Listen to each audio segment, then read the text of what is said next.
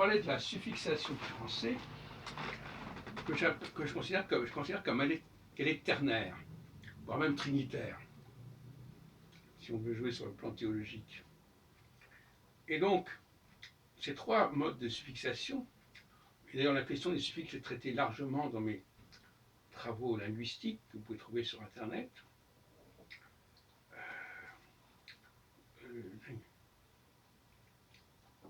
en 87 et 89 notamment, mais aussi dans mon DESS d'ethnométhodologie et ailleurs. Alors nous avons la finale en ANT, participe présent, qui existe également en anglais. Il y a énormément de... Effectivement, ils ont la finale ING, mais ils ont aussi la finale ANT. Il y a beaucoup de verbes qui portent la finale ANT pour dire quelque chose qui est, voilà, qui est en train de... qui est là.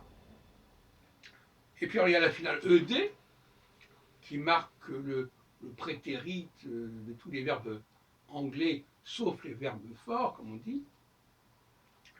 Et puis, il y a la finale en BLE, comme dans impossible, capable, etc. etc. Et j'ai déjà développé les rapports entre ces trois finales, trois suffixations. La première, ce serait plutôt la finale en BLE, ce qui est possible en fait. C'est-à-dire ce dont on est capable, mais c'est une condition nécessaire, mais pas forcément suffisante. En anglais, on a able, possible, etc., etc., feasible, etc. Et en anglais, on a aussi pleasant, qui reprend juste à la finale du français ANT. Alors la forme ANT, ça correspond en linguistique à ce qu'on appelle le signifiant, qui porte justement cette marque ANT, et que moi j'appelle le désignant. C'est-à-dire que ce sont des mots qui se prêtent à un métalangage.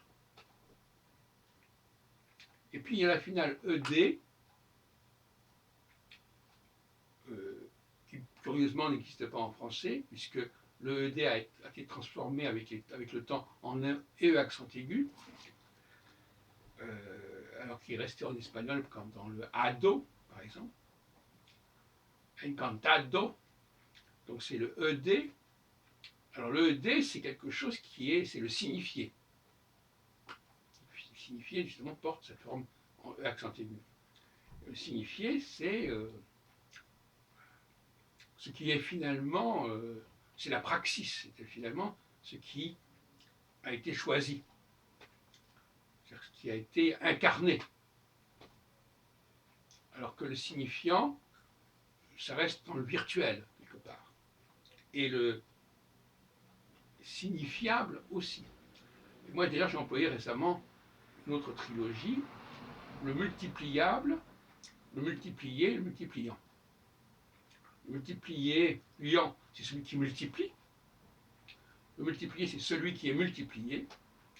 Et le multipliable, c'est ce qui peut être multiplié. Et c'est simplement une virtualité. Donc il faut sortir de cette binarité signifiant-signifié et arriver à la trinité avec le signifiable.